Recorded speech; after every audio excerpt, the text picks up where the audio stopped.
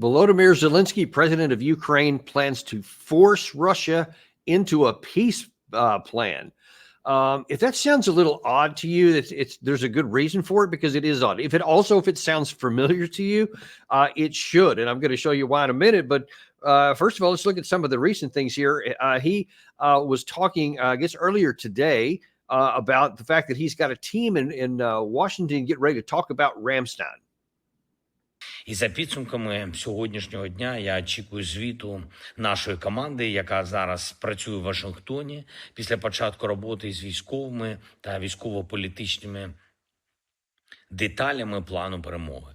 Особливо важкими залишаються Донецькі напрямки, і ми постараємось переконати партнерів у Рамштайні, що потрібне відчутне посилення наших можливостей, наших позицій. І саме зараз, протягом осінніх місяців. Достатнє постачання для фронту, достатнє комплектування наших бригад технікою, достатня далекобійність для наших сил. Це те, що точно стане найкращим, заспокійливим для Росії і найбільш підштовхне всю ситуацію до миру. You know, it's just really strange to talk about peace here and force Russia into peace. And in case you're not familiar, when he says the Ramstein meeting, that's a monthly meeting where 50 nations led by the United States, usually the Secretary of Defense Austin, meets, and people get together in all these different countries about what they're going to give to Ukraine. A few times it's a big give. Sometimes they've had some of the big packages that they've offered have come out of that. Usually it's just a bunch of speeches. And I can't imagine it's going to be any different than that this time. But you see, he keeps holding off to hope that that's going to happen, that they're going to provide this, big package of stuff that's going to make a deal, that's going to make his victory plan that we've been, telling you about for quite some time, that he talks about over and over. And he wants long-range missiles, which he keeps not getting. He wants authorization to shoot deep into Russia, which he keeps not receiving. But yet he keeps on saying, this is where we're going, and we're going to have a victory, and we're going to compel Russia into a peace plan. But then here's some odd things about it. Then when you ask him what this peace is going to look like and what kind of negotiations, then things seem to change. But before I get to that, I want to talk about something else that he said. Actually, no, I'm sorry. I'm gonna go ahead and change the order here because this will work better. Gary, show me what I want to pull up the one from 24 September, because here it is. He's going to talk, and this was, by the way, prior to going to the UN General Assembly in New York in late September, where he was going to give his version of this, victory plan to the President Biden and make the big UN general speech. But when he was specifically asked by ABC News, what are you willing to do to have this negotiated peace? Watch what he doesn't say here. Your victory plan, does it include negotiating with Russia? And how can you trust someone? It's not about negotiating with Russia. No, it's about, like I said, it's a bridge to diplomatic way how to stop the war. The bridge is a plan of victory or victorious plan. It's a strengthening of Ukrainian army and Ukrainian people. Only in the strong position we can push Putin to stop the war, diplomatic way. And only with a strong position we can speak. That's why we're asking our friends, our allies, to strengthen us. It's very important. What sense does that make? Just in the context of that one clip there. She says, what about the negotiations with Russia? Because that's going to automatically imply a give and take. And what are you willing to give in order to get the end of the war? And he says, no, there's no negotiation. And then yet in the end of the clip, but just seconds later, he says, well, we want a diplomatic end. Well, that is negotiations. That's what diplomacy is. It's negotiations where two sides discuss and they give, they take, they ask, and they have counter asks, etc., until you have these negotiated, until you have an end. But he, on the one hand, says that we want a negotiated settlement, a diplomatic end in his terms, and he can only do that with strength. And even just categorically speaking, if you want to have a good negotiations, you want to do it from a position of strength, but that still implies negotiation. That's still to enable negotiation. But instead, he's just talking out both sides of his mouth at the same time and getting nothing in return. So, as you may recall, he came to Washington, D.C. Last July, and he wanted guarantees on NATO enlargement so that he would be, have some sort of timeline on when NATO would come into his country, and he wanted long-range missiles. He left without either. Then when he comes back to New York last month, he wanted the authorization to use these long-range missiles into Russia again, and he wanted more promises from many other allies about giving him more stuff. He left without either. Now then he's back again, back into his home country. He's still acting like it's an open question, and he's still acting like it's going to work. And in laying the groundwork for explaining why this is going to make sense and why this is going to succeed, he says this whole issue of Kursk, we had this offensive into Kursk, and that's really playing a big deal. Watch what he says about that. Today marks 2 months of our military operations in the Kursk region. And this is a very important phase of the war, something that has greatly helped and continues to help our country. Ukrainians have proven that they can push the war into Russia. And with sufficient support from our partners, we will be able to put pressure on Russia in the way that's necessary for Russia to realize that the war will gain them nothing. We will continue to apply even greater pressure on Russia because only through strength can we bring peace closer. So you see, that's nearly the same thing he said to the ABC News last month. He said, only through strength can we bring Russia. But I've shown you all over the map, and I'm going to do it again here later in this episode, to where you can see he's not putting pressure on Russia. It's the exact opposite. And in fact, things are continuing to deteriorate for the Ukraine side, for Zelensky, than I've even told you before. And I'll show you where that is. There's some new developments that are on the southern flank of the Eastern Front, which are alarming for the Ukraine side, I would imagine. But you got to look even at what he's talking about here, the Kursk area. He has claimed that caused Russia to redeploy a bunch of troops, that it slowed down things in other parts of the front, which it didn't. And we've shown you how it didn't. But it's like the reality just doesn't get through. Well, I'm going to show you now something really graphic that was on Weeb Union earlier today, where they put forth a video, basically a time-lapse photography that shows what the Kursk issue looked like. Now, when you want to claim that this shows Russia that you can invade their country, I'm not sure how much this is going to improve Russia or force Russia into anything when this is what the reality is. There is this footage here, which is a mapping made by Bar Mapping covering the Ukrainian Kursk offensive from the first day until the 5th of October. And as we can see, the mapping of Bar Mapping is very accurate. They have been using the mapping of Syriac Maps, DPA, and me, and this is why the mapping is so accurate, because we only use the most accurate sources.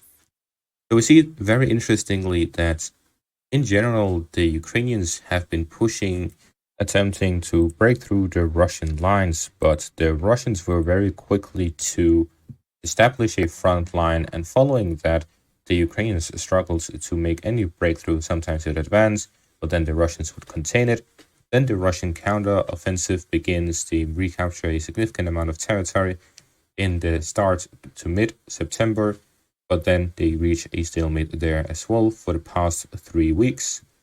And there's been a lot of positional fighting here and there, but there's been no significant developments since.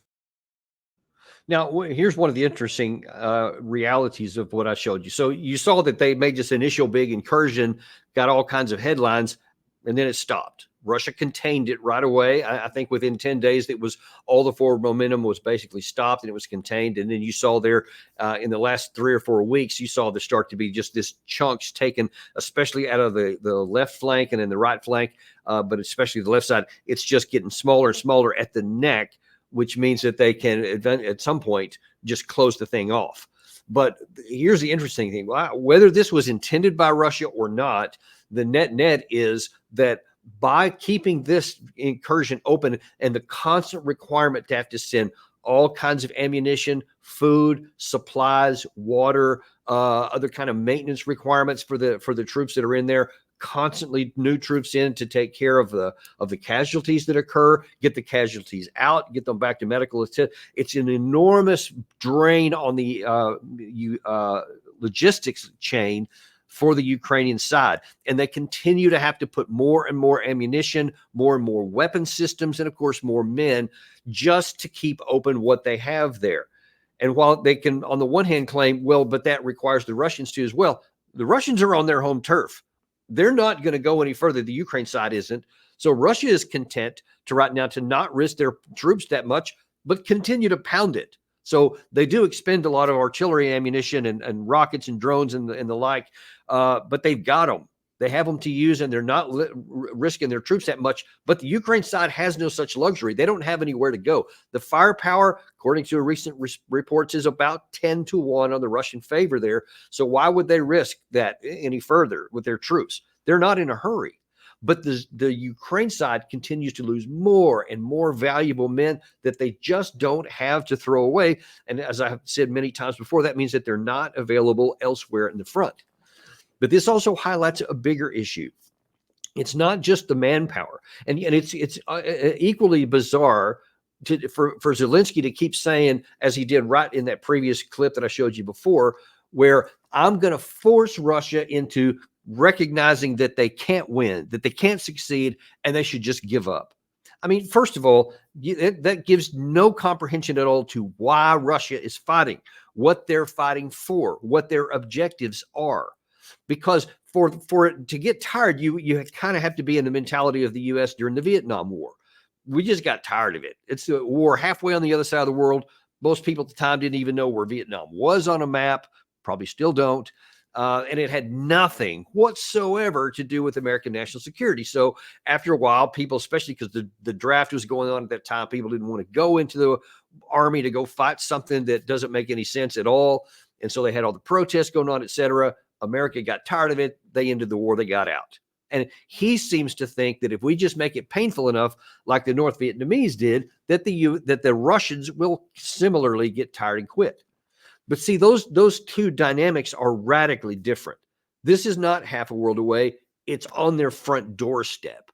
This is territory and Russian speakers that are involved. This is their historic clansmen in the eastern part of Ukraine that we're talking about here. It's territory now that Russia has annexed, and whether it's illegal or illegal doesn't matter to us. It matters to them. They think they consider it now Russian territory. So to them, they're fighting for their heartland and for their homeland and their own national security.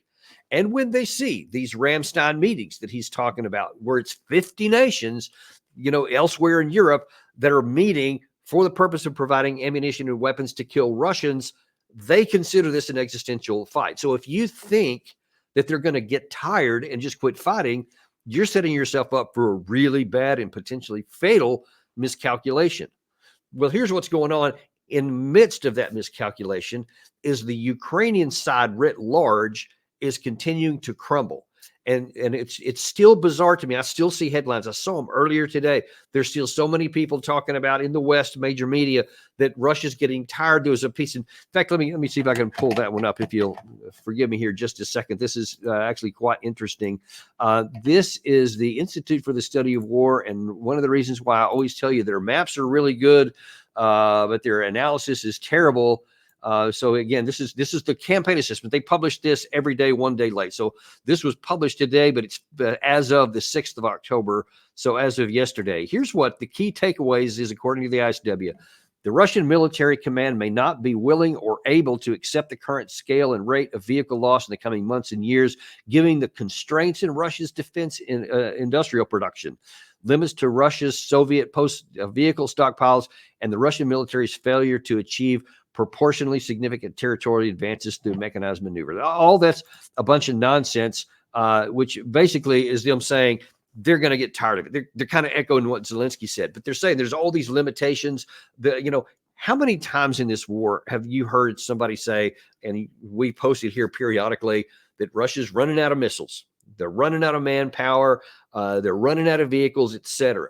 When all you see on the battlefield is the exact opposite. From June 2023 all the way up to the current day and going forward, you've seen the Ukraine side utterly fail in an offensive attempt And now that since that time, you've seen a methodical and relentless Russian offensive, and there's been nothing to stop it. And as Alex from History Legends pointed out in his latest video, that's completely at odds with what's actually happening on the ground. The mainstream media is giving the impression that Ukraine is actually winning this war of attrition, and that at any moment the Russian military will collapse. Russia's vast stocks of Soviet-era weaponry are running out. Russia's narrowing advantage in Ukraine. Satellite data suggests Russia may be running out of tanks. Putin's nightmare is Russia running out of troops for Ukraine war. Madness. Madness and stupidity. Meanwhile, Ukraine's commander-in-chief claims Russia doubled the number of tanks and armored vehicles, tripled the amount of artillery. So who's right? Meanwhile, the German-based Kiel Institute for the World Economy published a report on the 9th of September, warning that Russia has significantly increased its defense industrial base. So you see, there's Alex at History Legends talking about the facts. And the Kiel Institute, as he pointed there, they're not a mainstream media. They're just someone who's publishing the truth. They have been very accurate, more accurate than most for quite a long time. And you see that their industrial capacity is going up. And it's self-evident that is, because you see it manifest itself on the battlefield all over the place. And you have for quite some time now. And we've been talking about this a lot.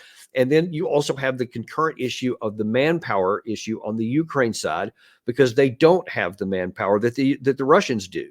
And by the way, we mentioned a month or so ago that Russia has now advanced even larger its active force. So while you see these strange comments about how they're running out of manpower, and then you see also that now Russia is almost 50% bigger than they were in their entire armed forces on the day that they invaded in February 2022. They're now somewhere around 1.5 million troops, or they will be by the end of the year. They're on a pace for that. The total armed forces will be 2.4 million active components by the end of the year. I mean, that's not weakening. That's not running out of capacity. And again, if you understand why Russia is fighting, that's not a surprising outcome, because they feel like it's all of Europe and primarily the West against them, and they will put forth whatever effort it is necessary to happen. They've done that throughout their history. This is nothing new. This is something that's kind of in the Russian DNA. And the idea that they're going to quit is kind of putting, I guess, a Western mentality and projecting it onto someone else, because we may think, well, I'd get tired if I was fighting, and we did in Vietnam. So they will here, without even looking at the fundamental differences between those two, because that's just not how it works. It's never worked that way. It's not working that way now. And as long as you don't look at the ground, then I guess you can continue coming up with the fiction so far. But when you do look at the ground, and let me pull the current map up here of some of these key areas, because as I told you earlier, there's been some additional developments. Now, we've been talking a lot about the Kursk area up here, which I showed you a map that showed how that has progressed since then. We've also talked a lot about the Pokrovsk area, and I'll come back to that in just a second. But there's this new area down here in the south in Zaporizhia that's of note here, because there has been an additional penetration by the Russian side in the last 24 hours in this area up in the north, which is kind of in the direction of Mykolaiv. And it shows that Russia has taken an opportunity to go up into this area, which they haven't done. There hasn't been any movement on here, I think, in well over a year. There's been a lot of skirmishes going on around some of this area here, but no real movement. And now all of a sudden Russia has here. Now, what's not depicted on this map, but there over the last month or so, Russia has been firing quite a lot of strikes, glide bombs, etc., into infrastructure in this area, giving the impression that there's going to be some kind of an operation here. You may remember also from several weeks back, we had Colonel Jacques Beau on, and he showed this map that showed where the Ukrainian side believes the different fronts and the different commands of the Russian military is. In this lower area, there were more troops down here than there were anywhere else. And all of the different fronts along the war down here in the south, which gave the impression to me at the time that it looks like Russia is preparing to do something big here, because otherwise, why would they have more troops in the area where less is going on for the previous year, and instead of all these other areas? So that's something we're going to keep an eye on, but the other areas are continuing to have some action. We've already showed you how Vuhledar was, after a year and a half, or actually a year and 8 months, was completely captured, and now then Russia's moving on forward from there, and then up in the Pokrovsk area. That has continued to fall. And this area I've been showing you for a long time now, you see it continues to shrink, and the Ukraine side continues to move back. They're basically fighting, conducting a fighting withdrawal where they're moving back. But you see all these pink areas are recent Russian gains. And so they're continuing to close this down here. But now even in the forward and the other flank areas within, they're starting to make progress. And I can continue to going up. You've seen the Pishani area up in the Kupiansk, etc. Everywhere you want to look, Russia continues to make progress here. Now, in light of all of these, you may wonder, well, what's the Russian side saying? So you heard what Zelensky is saying. He keeps having this same fiction he's been doing for quite a long time. But Russia's talking a little bit differently and a little bit more concerningly. So Sergei Lavrov, their foreign minister, released a statement. I think it was earlier today. Perhaps it was actually made yesterday, where he says, listen, there's some things you need to understand here, because at present, as far as we can see, restoring peace is not part of our adversary's plan. Zelensky has not revoked his decree banning negotiations with Moscow. Washington and its NATO allies provide political, military, and financial support to Kiev so that the war would go on. They are discussing authorizing the armed forces of Ukraine to use Western long-range weapon strikes deep into Russian territory. Playing with fire in this way may lead to dangerous consequences. Now, that's somebody who's talking with some confidence that he knows that what's going on the ground. He realizes he's winning. He realizes that what Zelensky says is just nonsensical and is not reflected in either the actual progress on the map or in the fundamentals that exist in either side's country. So Russia is getting stronger, continues to get stronger. Ukraine is getting weaker, continues getting weaker. And so Russia is starting to see, okay, we're moving towards an end game here. Now, whether there's going to be a big move in Zaporizhia, whether there's going to be a big arrow movement up in the north, and possibly even to try to put pressure on Kiev again, that's conjecture. I can't say with any certainty. Lots of troop numbers around that makes a lot of things possible. But even if they don't, even if Russia says we're going to continue to be patient and we're going to be risk averse and we're going to continue using firepower and lead with that, they will eventually, it's just a mathematical certainty or something close to it, that they will eventually grind down the Ukraine side until it just collapses because there's not enough people left in there. They don't have enough troops people to recruit new troops.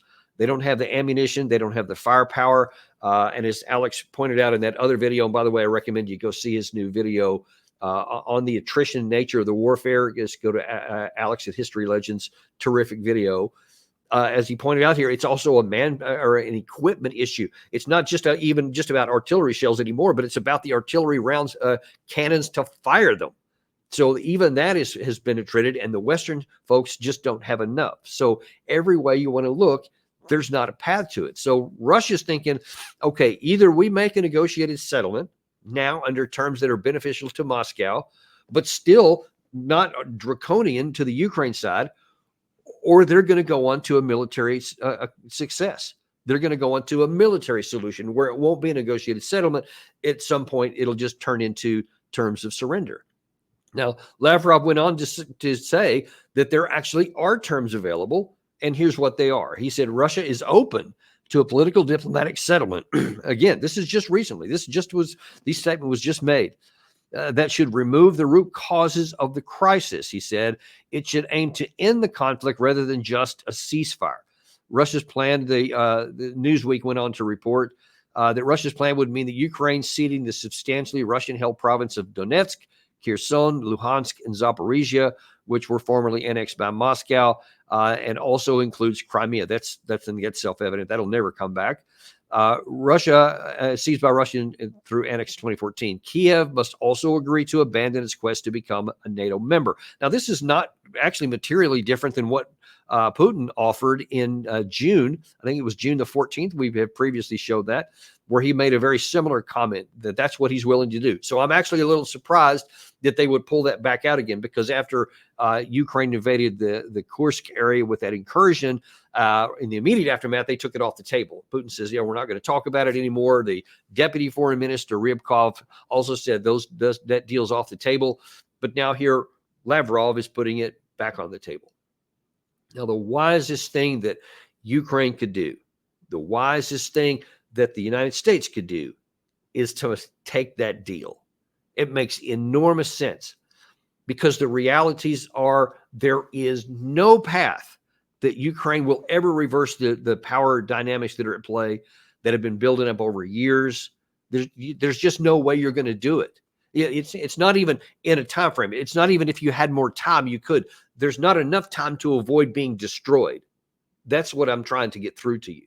It's now to the point to where Ukraine is fighting for its existence and its survival, and it can't fight that on a battlefield. It can only fight it in the diplomatic way. It can have a negotiated settlement. It's on the table right now. And lest anybody think that time will work out, that if we just have enough of these Ramstein meetings and enough time keeps going on and we keep now getting our ammunition ginned up and we'll be able to send more over there. Here's some more realities. This is not in a vacuum here. We had earlier today, we were talking about the Middle East and how it's like on fire right now. And we're all waiting to find out what Israel's going to do, because that could expand that into a major, major war in the Middle East between Israel and Iran, and possibly Israel, Iran, and the United States. We could get dragged into it. But even if it was only Israel, even if somehow we stayed out of it, if Israel gets into this war, and by the next strike, they will almost certainly have it, they will be committing themselves to a war against the Houthis, against the Hamas in the Gaza Strip, against Palestinians in the West Bank, which doesn't get much headlines in the West, but I assure you it's getting lots of action on the ground there. This new incursion into, and actually it's more like an invasion into southern Lebanon, where Israel has committed itself to this extraordinary military task that will take many, many months under the best of circumstances to get to, and they're about to expand it into Iran. That is going to require tremendous amounts of military support, not just cash, not just money, but actually the same type of weapons that Ukraine thinks it needs. Interceptors, artillery shells, possibly even weapon systems themselves, maybe more howitzers that they may need, but certainly lots of ammunition. And as Jake Sullivan said when he was in Kiev last month, but he was talking about some of the issues and some of the charges against the United States that, hey, you're not giving enough stuff. You need to give it faster. He made this admission. Ukraine was running short of air defense interceptors. So I sat down with my team and I said, where are we sending Patriot missiles and AMRAAM missiles around the world in the next 12 months? And I was told there's a whole list of countries we're sending them to. And I said, take every single one of those missiles, every one, and send them to Ukraine. That was not an easy thing to do. It required us to get our allies and partners to come along. Frankly, it required our bureaucracy to come along. And we are currently working on a substantial package, pulling together a range of different capabilities that we are going to try to get out the door before the end of this month. And certainly we did come across, I think, $8 billion. There's a lot of things we offered there.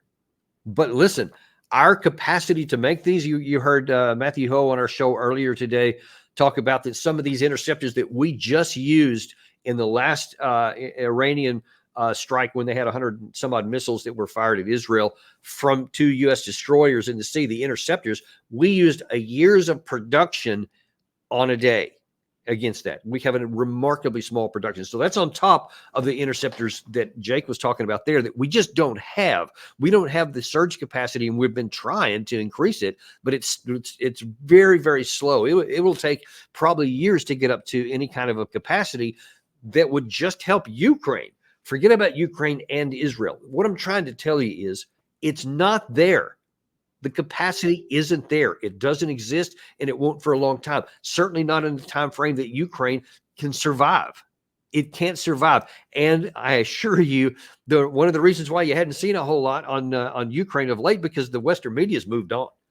I mean, you also had Lindsey Graham. We showed that earlier today as well, where he was standing next to Benjamin Netanyahu and promising all kinds of support, and he wants to go to war with Iran and all that kind of nonsense. But you remember, he was doing that to Zelensky. Well, he's kind of moved on to that now. It's a new shiny thing. It's how the Western media is as well. They're talking about, helping Israel. And if Israel goes to war, we're going to give it everything it needs. You can't give everything everybody needs all the time. From a defense industrial base that is not set up for war, from our own stockpiles that are not designed to fund everyone else. See, here's the cost to the United States, aside from the money. We're going to have to start getting into our own stockpiles, our actual war stocks, not any excess, but war stocks. You remember this. There was some American generals that were warning about this by the end of 2022, that we're getting close to getting into our own war stocks. And the production hasn't got bigger. So by definition, then, if we're continuing to support, that means that we're digging into our own resources. And that means our national security capacity is getting weaker. So if we should get sucked into the war with Iran, whether we should get sucked into a war with Russia, or God help us if we get sucked into a war with China and the Indo-Pacific anywhere, we are in a world of hurt because we just don't have the capacity even to defend ourselves in a sustained war. Now, we have 2 aircraft carrier strike groups in the Med right now, so they can engage in actions. They can do things because they have the ammunition and the wherewithal to do that. You can't fight a war that way. You have to have sustained capability, and we don't have it. So the absolute rational, self-interested thing we could do is to recognize the truth and say, all right, we need to end the war in the Russia-Ukraine. We need to end the war in the Middle East because we can't fight one. And then work. I'm sorry, thought we lost something there. Back. That's what the United States should do. That's what rational thinking would do. That's what the facts on the ground demand. So I hope that we figure that out pretty quick and don't keep going down these bad paths that are unsustainable, not for ourselves, not for our allies. Thank you very much for being with us today. We really appreciate it. Ask you to like and subscribe, and we will look forward to seeing you on the next episode of. Oh yeah, of course. Let me not forget that we have George Galloway tomorrow. We've been trying to get him for months and months, and extremely happy about that. It's going to be a remarkable episode. Do not miss that. 12 p.m. Eastern time tomorrow. George Galloway, and we'll see you then on Daniel Davis Deep Dive.